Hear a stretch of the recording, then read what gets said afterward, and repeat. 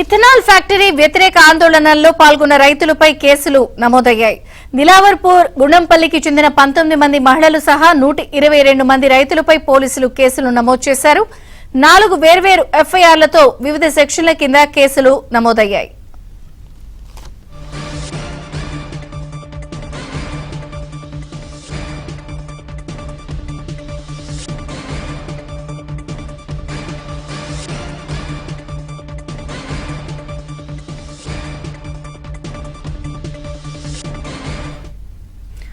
Ethanol ఫ్యాక్టరీకి సంబంధించిన గొడవ విషయంలో 122 మంది రైతులపై కేసులు నమోదయ్యాయి.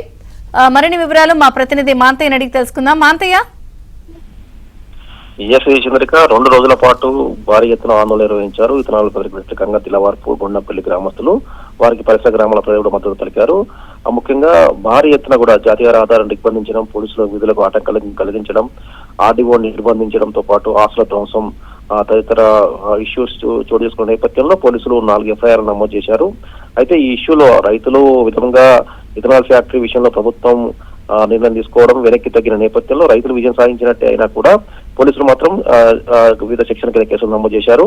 ఏదైతే ఆ రోజు జరిగిన ఘటనలకు సంబంధించి ఆర్డీఓపై నిర్బంధం సహా ఇతర అంశాలకు సంబంధించి పోలీసులు మొత్తం 122 మందిపై నమోదు చేశారు. అందులో మహిళలపై కొంతమంది మహిళలు 14 మంది మహిళలు కూడా ఉన్నారు.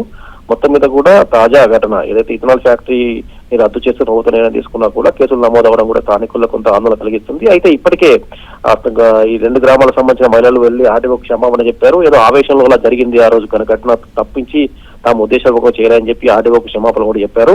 అటు అధికారులకు కూడా క్షమాపణ చెప్పిన పరిస్థితి. మొత్తం మీద కూడా అదే చట్ట ప్రకారం తాము ముందుకెళ్తున్నట్టు పోలీసులు చెప్తా ఉన్నారు. భవిష్యత్తులో కోర్టులో నిర్ణయం ఉంటుందని చెప్పి వాళ్ళు చెప్తున్న పరిస్థితి. ఏది ఏమైనా కూడా ఇథనాల్ ఫ్యాక్టరీ వెనక్కి తగ్గడం, ప్రభుత్వం వెనక్కి తగ్గడంపై గ్రామాలు స్వాగతిస్తున్నారు. అదే సమయంలో కేసులు నమోదైన కేసుల విషయంలో కూడా కొంత ఆందోళన చెందుతున్నారు. Chandrika, thank you Manthaiah.